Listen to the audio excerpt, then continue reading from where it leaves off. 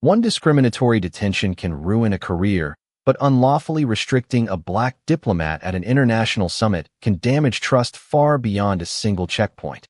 That was the sentence investigators would quietly repeat for months after a routine security operation outside the Washington International Economic Summit spiraled into a story no one expected. The convention center stretched across several downtown blocks, surrounded by temporary barriers, police cruisers, diplomatic vehicles, and television crews covering one of the largest international gatherings of the year. Heads of state, cabinet officials, ambassadors, business leaders, and policy experts moved through carefully coordinated security checkpoints where every credential mattered and every decision carried consequences. Officer Lincoln Allen had worked major events before.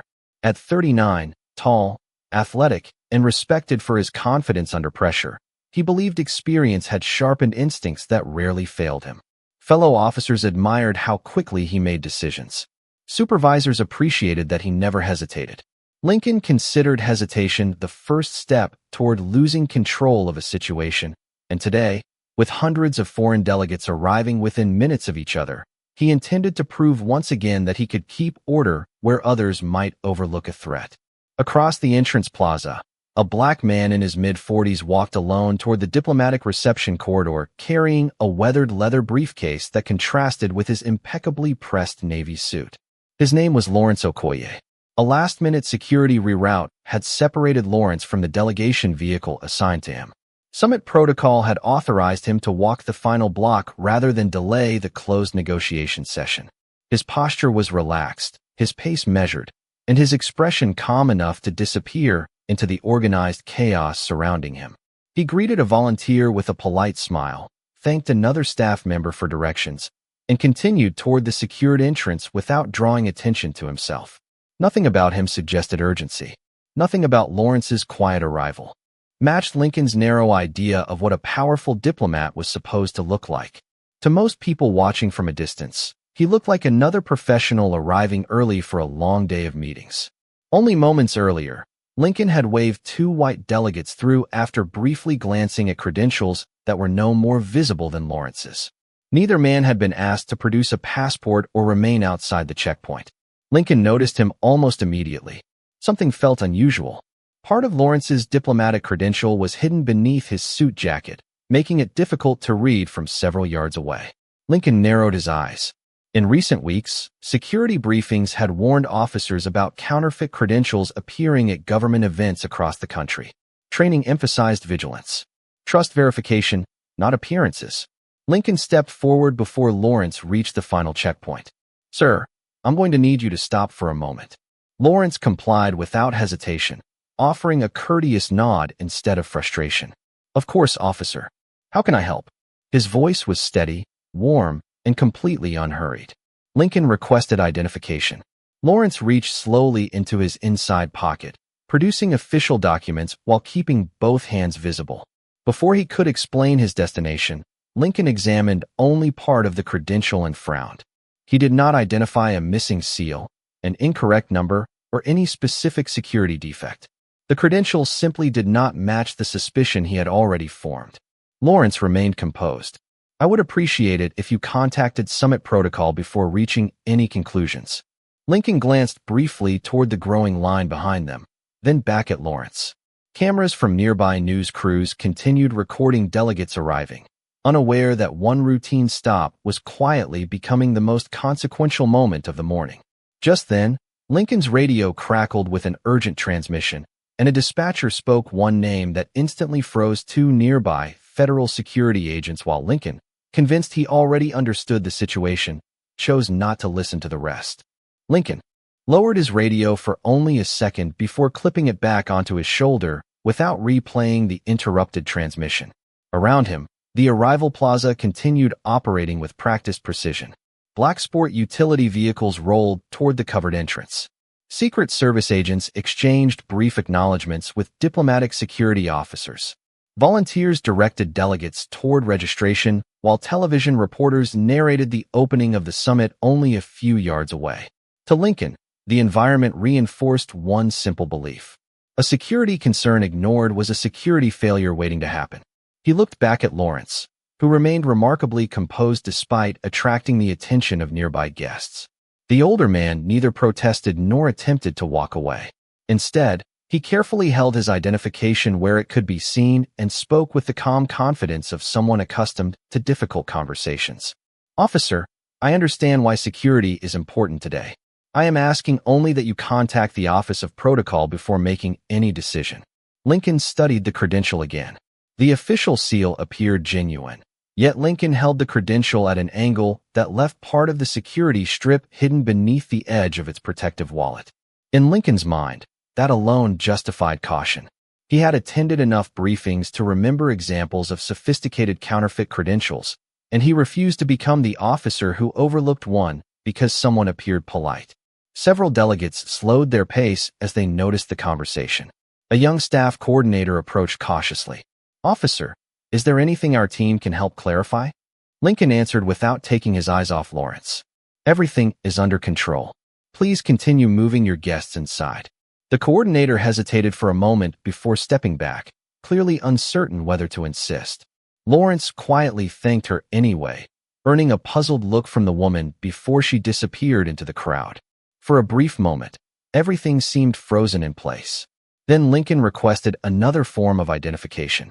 Lawrence slowly removed a dark blue passport wallet from his inside pocket and offered it with both hands visible. Lincoln accepted it, flipping through several pages while comparing names and photographs. The documents appeared consistent, but something still bothered him. His instincts continued whispering that the story did not fit the picture. That uneasy feeling settled deeper when another voice came through his radio, this time sounding noticeably more urgent. "All units assigned to the diplomatic corridor, verify the location of ambassador." Static swallowed the remaining words before the transmission cut out completely. Lincoln frowned but dismissed it. The summit involved dozens of ambassadors arriving from different countries. Someone being temporarily unaccounted for was hardly unusual during a major event. He handed the passport wallet back without returning the credential. "Until I can verify this through my own channels, you will remain here." Lawrence nodded once. "I will cooperate fully. I only ask that the verification happen before assumptions become official." His response was so measured that even a cameraman standing across the plaza lowered his lens for a moment, sensing the tension without understanding its source. A veteran diplomatic security agent exiting the convention center suddenly stopped walking. His eyes locked onto Lawrence from nearly 50 feet away. Confusion crossed his face first, then unmistakable alarm. He immediately reached for his earpiece and changed direction, moving briskly toward the checkpoint while speaking too quietly for anyone else to hear.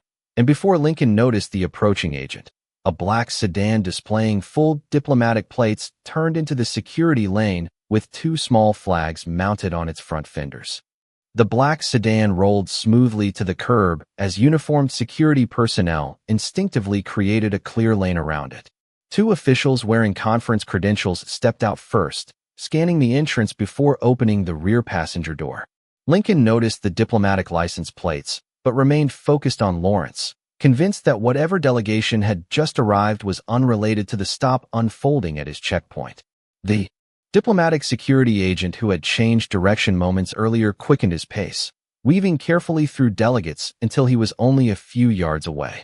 His expression shifted from concern to disbelief as his eyes settled on Lawrence, standing patiently beside the inspection table. "Sir," the agent called, trying to keep his voice controlled. "Have you been waiting here long?" Before Lawrence could answer, Lincoln stepped between them with professional firmness. "This individual is undergoing an identity verification. Please allow me to complete the process." The agent looked directly at Lincoln. "Officer, may I see the credential you are holding?" Lincoln hesitated for only a moment before lifting the partially covered identification card. The agent's face tightened, but instead of arguing, he reached toward his earpiece and quietly requested immediate confirmation from the Office of Protocol. Lawrence remained silent, his hands relaxed at his sides, watching the exchange without visible frustration. Around them, more delegates slowed to observe. Conversations became whispers. Camera operators instinctively pointed their lenses toward the growing cluster of officials near the entrance. One television producer quietly instructed her crew to keep recording because something unusual was clearly developing. Lincoln could feel the attention gathering, yet he interpreted it as validation that maintaining control mattered more than ever. Then another unexpected detail caught his attention.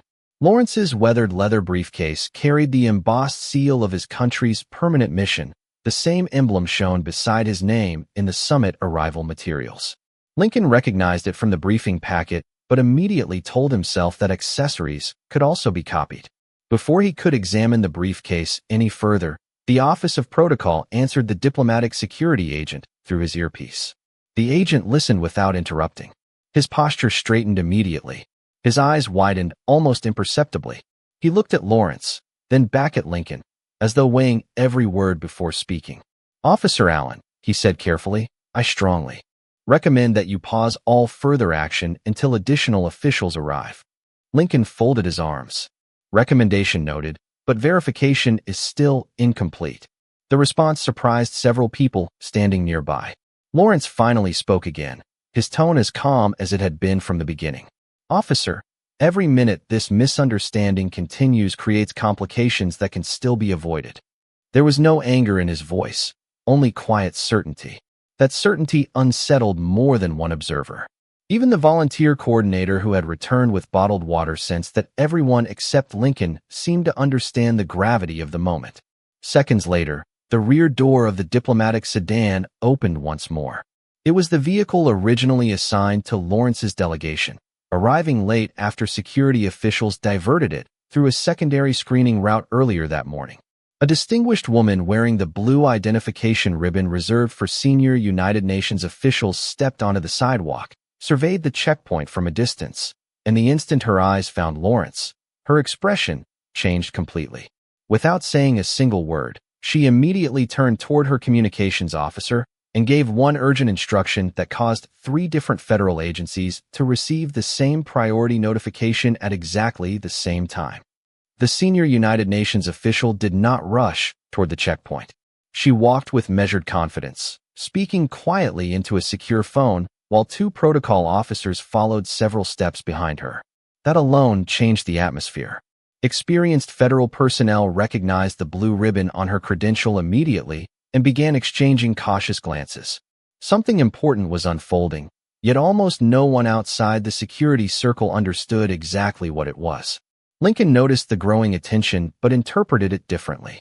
From his perspective, heightened visibility only reinforced the importance of following procedure exactly as he understood it. He turned back to Lawrence and said, "Until every document is verified, you will remain at this checkpoint." Lawrence met his eyes without irritation. "I have remained exactly where you asked me to stand, officer. I respect your responsibility. I only hope you will respect the verification process that already exists." His calmness was almost unsettling. There was no raised voice, no argument, no attempt to gather sympathy from the growing audience. Instead, he stood with the quiet patience of someone who believed time itself would eventually reveal the truth. Around them, summit volunteers continued guiding guests inside, but many looked over their shoulders as they passed. Several international delegates whispered to one another after noticing protocol officials speaking urgently into encrypted radios. A television correspondent lowered her microphone and quietly asked her producer why United Nations representatives were gathering outside instead of entering the opening session. The producer did not know. Neither did anyone else watching the scene unfold. Then another unexpected development interrupted the silence. A protocol specialist hurried from the convention center, carrying a slim electronic tablet. She stopped beside the diplomatic security agent, opened a secure government directory, and searched for a name. Seconds later, her expression changed completely. She looked first at Lawrence, then toward the senior United Nations official, and finally at Lincoln. She whispered only a few words, but the agent immediately removed his cap, an instinctive gesture of professional respect that did not go unnoticed. Lincoln saw it happen. For the first time that morning, uncertainty slipped quietly into his thoughts. Why would a federal agent suddenly change his posture toward a man whose identity had supposedly not yet been confirmed? Before he could ask, his own supervisor called through the radio requesting an immediate status update. Lincoln responded confidently that he was conducting an identity verification involving a questionable diplomatic credential. There was a brief pause. longer than any normal radio silence. Then the supervisor replied with unusual precision. Officer Allen, maintain a professional tone. Additional leadership is en route. Do not escalate the situation. The wording lingered in Lincoln's mind. Do not escalate. It was an unusual instruction for what he still believed was a routine security stop. Across the plaza, the senior United Nations official finally approached Lawrence directly. She smiled warmly, though she made no dramatic announcement and offered no public explanation. Instead, she simply asked, "Mr. Okoye, are you all right?" Lawrence answered with the same composure he had shown from the beginning. "I am fine. I believe everyone here wants to do the right thing." Those words seemed to relax no one. In fact, they made the silence heavier. At that exact moment, another convoy entered the secured lane, this time escorted by marked federal vehicles. And when the lead vehicle stopped, every experienced officer at the entrance instinctively straightened because they recognized the person stepping out long before Lincoln realized why the entire checkpoint had suddenly gone completely quiet. The man stepping out of the lead federal vehicle did not wear a military uniform or display a dramatic show of authority. He wore a dark business suit, a simple government identification badge clipped discreetly inside his jacket, and the unmistakable expression of someone who understood exactly why he had been called. Several senior officials greeted him with quiet respect rather than formal ceremony, and within seconds the atmosphere at the checkpoint shifted again. Conversation stopped. Even the television crews instinctively lowered their voices.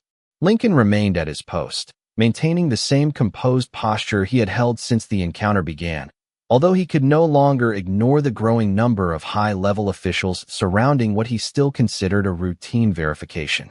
The newly arrived official exchanged a brief word with the United Nations representative before turning toward the diplomatic security agent. Neither man raised his voice. They reviewed information on a secure tablet, compared it with a printed arrival manifest, and then looked together toward Lawrence. Their reactions were immediate but restrained. There was no panic, only the unmistakable recognition that an error had reached a level requiring careful handling. Lawrence stood exactly where he had been standing for the past several minutes. He had not argued, demanded special treatment, or attempted to bypass security. He simply waited with the quiet confidence of someone who understood both his responsibilities and the importance of allowing institutions to correct themselves through proper procedures. When Lincoln shifted the credential in his hand, the protective wallet opened fully, revealing the diplomatic classification and security strip he had failed to examine earlier. The federal official immediately noticed the newly exposed security features and asked the diplomatic security agent to compare every visible security feature with the encrypted registry. As the verification progressed, another protocol specialist approached carrying a sealed envelope marked for summit leadership only. She handed it directly to the United Nations representative, who opened it without delay. Her eyes moved across the first page, then immediately returned to Lawrence with an expression that mixed relief and concern. She quietly instructed one of her assistants to notify the summit director that the opening session might need to be delayed by several minutes. That single instruction caught Lincoln completely off guard. International conferences did not pause unless something truly significant had happened. For the first time that morning, he wondered whether the information he had relied upon was incomplete rather than incorrect. Before he could ask another question, his supervisor arrived in person instead of communicating over the radio. The decision to appear physically rather than remotely told every experienced officer nearby that the situation had moved beyond ordinary field discretion. The supervisor greeted the federal officials first, then turned toward Lincoln with a calm but unusually measured expression. "Walk me through everything from the beginning," he said. Lincoln explained each step carefully, emphasizing that he had acted based on visible identification, security training, and established procedures. The supervisor listened without interruption, occasionally glancing toward Lawrence, who remained respectfully silent throughout the explanation. When Lincoln finished, the supervisor accepted the partially examined credential, looked at it for only a few seconds, and then his expression changed almost imperceptibly. He looked toward the federal official, received a subtle nod in return, and slowly exhaled. At that exact moment, the secure phone carried by the United Nations representative rang. She answered immediately, listened for several seconds without speaking, and then turned toward everyone gathered at the checkpoint before quietly saying, "The Secretary General's office has just been informed, and they are requesting a complete report before the summit begins." Silence settled over the checkpoint in a way that no security protocol could explain. The announcement from the Secretary General's office did not trigger panic. Instead, it triggered discipline. Every experienced official present understood that from this moment forward, every statement, every document, and every decision would become part of an official record. Lincoln watched the senior representatives exchange measured looks, still convinced that the misunderstanding could be resolved once every credential had been reviewed. He had followed the procedures he believed were appropriate. Yet the confidence that had guided him all morning was beginning to compete with a growing uncertainty that refused to disappear. The federal official accepted the diplomatic credential from Lincoln and carefully compared it against the encrypted registry displayed on the secure tablet. He checked the photograph, the biometric identifier, the issuing authority, the registration number, and finally the diplomatic classification. He paused for several long seconds before quietly turning the screen toward Lincoln. "Officer Allen," he said evenly, "this credential is authentic." Lincoln leaned forward. The display contained multiple layers of verification, each confirming the same conclusion. Lawrence Okoye was not merely an accredited diplomat. His appointment had been registered months earlier through the Department of State under the highest level of diplomatic recognition authorized for the summit. Before Lincoln could process what he had just seen, the federal official continued. "Ambassador Lawrence Okoye is the accredited special head of delegation for today's multilateral negotiations.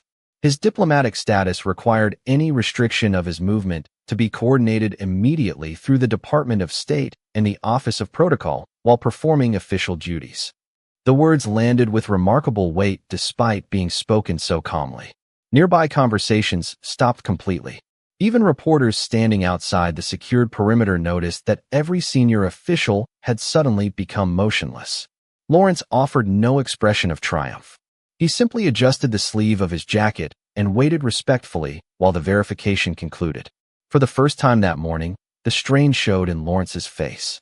His composure never disappeared, but the quiet disappointment in his eyes made it unmistakably clear that full cooperation had not spared him the humiliation of being treated as a suspect simply because of who Lincoln believed he was. That quiet restraint affected several observers more than any emotional reaction could have. One young protocol assistant later admitted she had expected outrage. Instead, she had witnessed extraordinary composure. In the middle of the silence, another secure message arrived on the federal official's tablet. He reviewed it once, then handed it directly to Lincoln's supervisor. The supervisor read only the opening paragraph before slowly removing his glasses. His expression became noticeably more serious. "There is another complication," he said softly. Lincoln looked from one official to another, sensing that the situation had expanded beyond a mistaken identity. The supervisor explained that Lawrence had been scheduled to participate in a closed diplomatic session beginning within minutes. Several ministers and ambassadors had delayed entering the conference room because they were waiting for him. The opening negotiation involving multiple partner nations had already been postponed. The delay itself was now generating questions among international delegations that had no idea what was happening. Outside the building, Lincoln felt every eye around the checkpoint without anyone raising a voice or assigning blame. Lawrence finally spoke, his tone remaining calm and respectful. "I appreciate everyone's professionalism. My priority is simply to attend the meeting if that is still possible." His response surprised nearly everyone present. There was no demand, no accusation, and no attempt to embarrass anyone publicly. The senior United Nations representative nodded with visible respect before quietly saying, "Ambassador, before you enter that meeting, there is one request from New York." Lawrence looked at her attentively.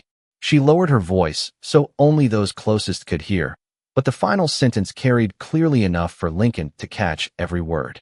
"Ambassador Okoye's permanent mission in New York has requested that the complete incident be preserved exactly as it occurred because a formal review of the officer's conduct has just been requested." The request from New York changed the conversation in an instant. Until that moment, everyone at the checkpoint had focused on determining Lawrence Okoye's identity. Now the focus shifted to accountability. The senior United Nations representative placed her phone back into her jacket and looked first at Lawrence, then at the federal officials gathered around the inspection area. "The instruction is very clear," she said in a calm, professional voice. "Every report, every radio transmission, every security camera recording, and every witness statement must be preserved exactly as they exist. Nothing is to be edited, summarized, or omitted." No one objected. The request reflected standard practice whenever an incident involving diplomatic immunity required formal review. Lincoln listened carefully as the words settled over the group. His supervisor quietly instructed another officer to secure all digital evidence according to departmental policy. Body camera recordings would be retained. Dispatch logs would be archived. Radio communications would be copied. Surveillance footage from the convention center entrance would be preserved before routine system overrides could occur. The process was methodical, transparent, and entirely procedural. Lawrence watched without interruption. He neither encouraged nor resisted the investigation. Instead, he spoke with the same measured tone that had defined every moment since the encounter began. "Please make certain the record includes every interaction from the beginning. Context matters as much as conclusions." His statement caught several officials by surprise. Many had expected him to focus on the outcome. Instead, he emphasized accuracy. That distinction quietly changed the mood. Even Lincoln's supervisor nodded in agreement before directing investigators to include witness interviews from summit volunteers, protocol staff, and nearby security personnel. As preparations continued, one federal attorney assigned to the conference arrived carrying a thin folder marked with the summit seal. He briefly reviewed the preliminary timeline before asking Lawrence a simple question. "Ambassador, would you like this matter handled privately before the session begins?" For the first time, everyone waited for Lawrence's answer with complete attention. He looked across the entrance plaza where delegates from different nations continued entering the building, unaware of the full story unfolding outside. Then he answered quietly, "No, I would prefer that the process remain exactly as it should for anyone else. Professional, factual, and transparent." Those words spread quickly among the officials standing nearby. The absence of anger made the situation feel even more significant. A young officer who had been assisting with perimeter security later admitted he had never witnessed someone respond to such a serious misunderstanding with so much restraint. Minutes later, Lincoln's supervisor approached him privately. There was no accusation in his voice, only careful professionalism. "You will prepare a complete statement before the end of your shift. Include every observation, every instruction you received, and every reason behind your decisions. Accuracy is essential." Lincoln agreed immediately. He believed his report would demonstrate that he had acted in good faith, even if later reviews questioned his judgment. Before anyone could continue the discussion, another secure message arrived from inside the convention center. The summit director had officially delayed the opening diplomatic session by 15 minutes. The reason provided to attending delegations was simply that an important member of the negotiating team was completing an unexpected security matter.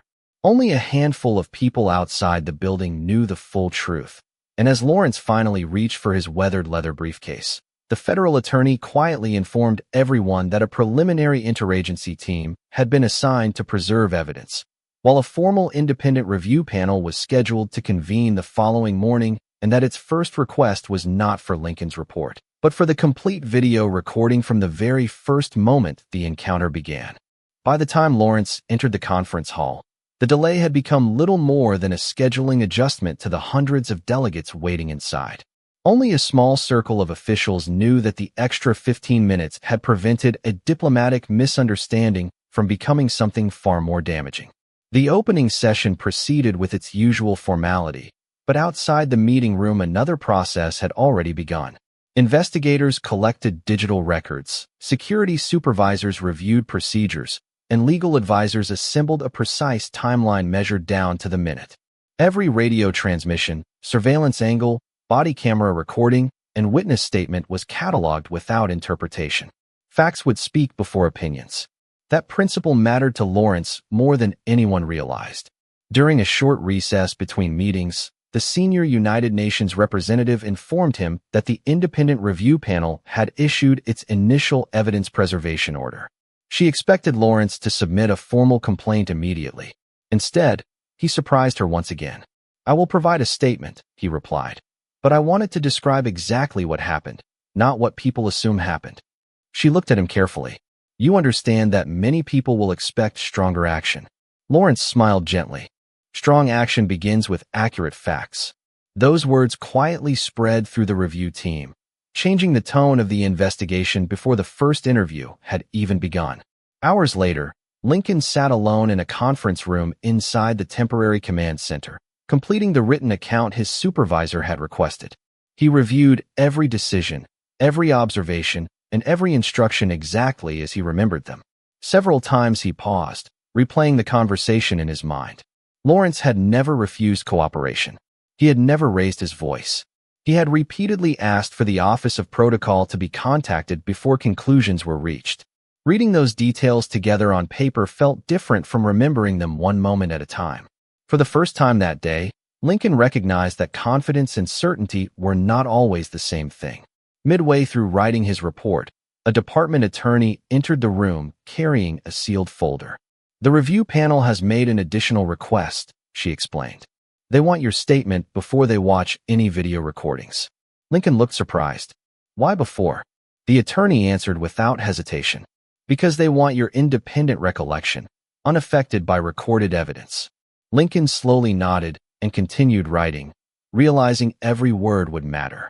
Across the convention center, Lawrence finished the final negotiation session of the afternoon before quietly preparing to leave. As he gathered his papers, one of the younger delegates approached him and admitted she had heard fragments of what had happened outside. She asked whether the experience had made him angry. Lawrence considered the question for a moment before answering. Anger can draw attention to a problem. Character determines whether the problem is solved. The delegate thanked him, writing the sentence into her notebook before returning to her own delegation. As evening settled over Washington, the summit concluded without further incident, but the review had only begun. Investigators scheduled interviews for the following morning, and both Lawrence and Lincoln agreed to cooperate fully. Before leaving the command center, Lincoln's supervisor quietly informed him that the independent panel had watched only the first 60 seconds of the preserved footage before stopping the video. Not because they had reached a conclusion, but because they had discovered one overlooked detail at the very beginning of the encounter that no witness, including Lincoln himself, had mentioned in a single written statement. The following morning, the independent review panel gathered inside a secure conference room overlooking the quiet streets of downtown Washington. Representatives from the police department, the Department of State, Diplomatic Security, and the summit organizing committee sat around the same table with one shared objective. They were not there to defend reputations or satisfy headlines. They were there to establish an accurate record. The overlooked detail discovered in the opening minute of the preserved video appeared almost insignificant at first. Before Lincoln approached Lawrence, another officer standing several yards away had advised him over the shared channel to contact the Office of Protocol because the credential resembled those used by senior diplomatic delegations.